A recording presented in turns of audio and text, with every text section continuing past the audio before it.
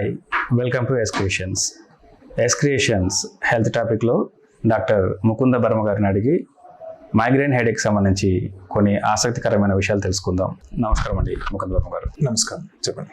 Doctor గారు, ఈ migraine headache అంటే ఏంటండి? అసలు అన్ని హెడేక్లు మైగ్రేన్ హెడేక్లేనా అనేది చాలా మందికి ఉన్న doubt. It's very good question అండి. యాక్చువల్గా అన్ని హెడేక్స్ డెఫినెట్గా మైగ్రేన్ హెడేక్స్ కాదు. సో మైగ్రేన్ హెడేక్ అనేది ఒక టైప్ ఆఫ్ హెడేక్. ఇప్పుడు తీసుకుంటే హెడేక్ అనేది చాలా వైడ్ వెరైటీ ఆఫ్ హెడేక్స్ ఉంటాయి. సో అందులో ప్రైమరీ హెడేక్స్ అని ఉంటాయి, సెకండరీ హెడేక్స్ అని ఉంటాయి. సో మోస్ట్ కామన్ ప్రైమరీ హెడేక్స్లో ఏంటి అంటే ఒక tension type headache and migraine headache and trigeminal cephalalgias అని ఉంటాయి.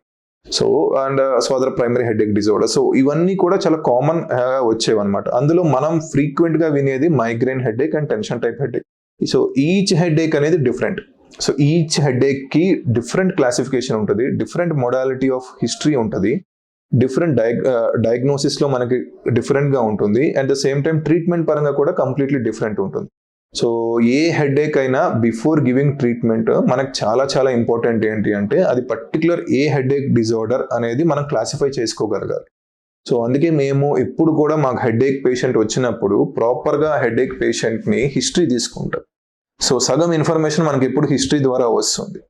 సో నెక్స్ట్ ఇన్ఫర్మేషన్ మాకు ఏంటి అంటే కొంచెం డయాగ్నోస్టిక్ ప్రొసీజర్స్ టెస్ట్ ఏమన్నా ఉంటే కనుక ప్రొసీజర్ వైజ్ అవి ఏమన్నా అవసరమైతే చేస్తాం.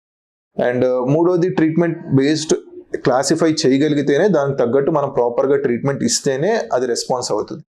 సో కామన్ ఏంటి అంటే మనకి మిత్ ఏంటంటే బయట ఒకటి ఎవరు చూసినా సరే కొన్ని ఒక 2-3 months హెడేక్ వస్తుంది అంటే కనుక దాన్ని కామన్గా మైగ్రేన్ హెడేక్ అని అనేస్తారు. సో ఇట్స్ వేగ్గా అనేస్తారు అనమాట మైగ్రేన్ హెడేక్, దాని గురించి పూర్తిగా తెలియకుండా.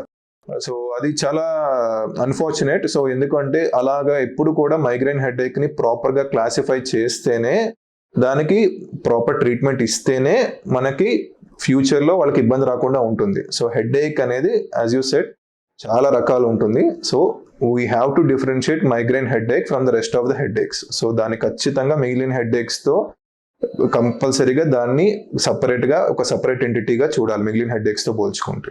అసలు ఈ మైగ్రేన్ అనేది ఎలా వస్తుంది, ఎవరెవరిలో వస్తుంది అంటారు? మైగ్రేన్ అనేది యూజువల్గా ఏంటి అంటే మనకి ఒక బ్రెయిన్ లో రక్తనాళాలు ఉంటాయి, బ్లడ్ వెజల్స్. సో అది ఏమవుతుంది అంటే మనకి ఫర్ సపోజ్ ఇప్పుడు ఇది పెన్ తీసుకున్నాం కదా, ఇది బ్లడ్ వెజల్ అనుకుంటే మనకి మోస్ట్ కామన్ పాథోఫిజియాలజీ అంటే ఒక సింపుల్ టర్మ్లో మనం మీకు ఎక్స్ప్లెయిన్ చేయాలి అంటే కార్టికల్ స్ప్రెడ్డింగ్ డిప్రెషన్ అంటాం. అంటే బ్రెయిన్ వెనక పార్ట్ నుంచి ముందు పార్ట్ వరకు ఈ బ్లడ్ వెజల్స్ ఉంటాయి, రక్తనాళాలు ఉంటాయి. సో ఏమవుతుందంటే ఒక దగ్గర ఈ రక్తనాళాలు అనేవి ఉబ్బుతాయి, డైలేషన్ ఉబ్బుతాయి. అండ్ అది ఆ వేవ్ అనేది స్ప్రెడ్ అయినప్పుడు ఒక దగ్గర ఉబ్బుతాయి అండ్ ఒక దగ్గర కన్స్ట్రక్ట్ అవుతాయి అనమాట.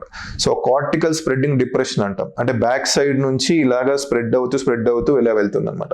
సో ద మోస్ట్ కామన్ ఇది ఏంటి అంటే ఉన్న రక్తనాళాల్లో మనకి కొంచెం రక్తనాళాలు ఉబ్బడం, డైలేట్ అవ్వడం వల్ల అక్కడ వచ్చే కెమికల్ రియాక్షన్స్ అండ్ ఎవ్రీథింగ్ వల్ల మనకి వచ్చే హెడేకే మైగ్రేన్ హెడేక్. అది సో అది కామన్ పాథోఫిజియాలజీ ఎందుకు వస్తుంది అని చెప్పి. రెండోది ఏంటి అంటే మనకి మెయిన్ ఎవరిలో వస్తుంది కామన్గా అంటే నేను చెప్పేది ఏంటంటే అది టీనేజ్లో కామన్గా స్టార్ట్ అవుతుంది. అండ్ కాకపోతే నాకు చాలా మంది patients young pediatric age group కూడా చాలా మంది పేషెంట్స్ ఉంటారు. Even 5th class 4th class 3rd class నుంచి స్టార్ట్ అయిపోతుంది. అండ్ ఫీమేల్స్లో చాలా కామన్గా చూస్తాం, ఫీమేల్స్లో వెరీ వెరీ కామన్గా చూస్తాం.